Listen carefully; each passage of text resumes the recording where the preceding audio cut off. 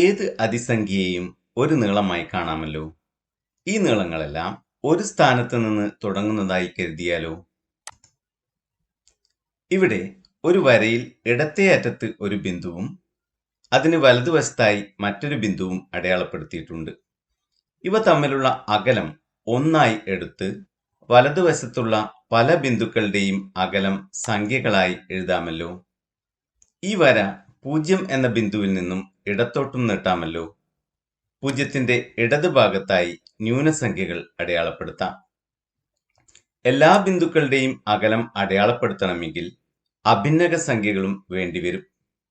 ഭിന്നക സംഖ്യകളെയും അഭിന്നക സംഖ്യകളെയും എല്ലാം ഈ വരയിലെ ബിന്ദുക്കളായി സങ്കല്പിക്കാം.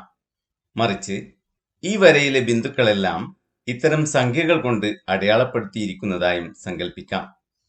ഇങ്ങനെ ഒരു വരയിലെ സംഖ്യകളായി കാണുന്നതിനാൽ ഈ സംഖ്യകളെ പൊതുവായി രേഖീയ സംഖ്യകൾ എന്നാണ് പറയുന്നത്.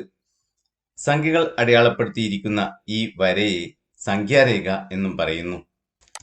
സംഖ്യാരേഖയിൽ 0 എന്ന ബിന്ദുവിൽ നിന്ന് വലത്തേക്ക് നീങ്ങും തോറും സംഖ്യകൾ വലുതാകുന്നുണ്ടല്ലോ. ഇടത്തേക്ക് നീങ്ങുമ്പോഴോ സംഖ്യകൾ ചെറുതാകുന്നു. 0ത്തിൽ നിന്ന് മാത്രമല്ല, സംഖ്യാരേഖയിൽ ഏത് സ്ഥാനത്ത് നിന്ന് നോക്കിയാലും വലത്തേക്ക് പോകുന്തോറും അതിനേക്കാൾ വലിയ സംഖ്യകളും ഇടത്തോട്ട് പോകുന്തോറും അതിനേക്കാൾ ചെറിയ സംഖ്യകളും ആണ് ഉള്ളത്.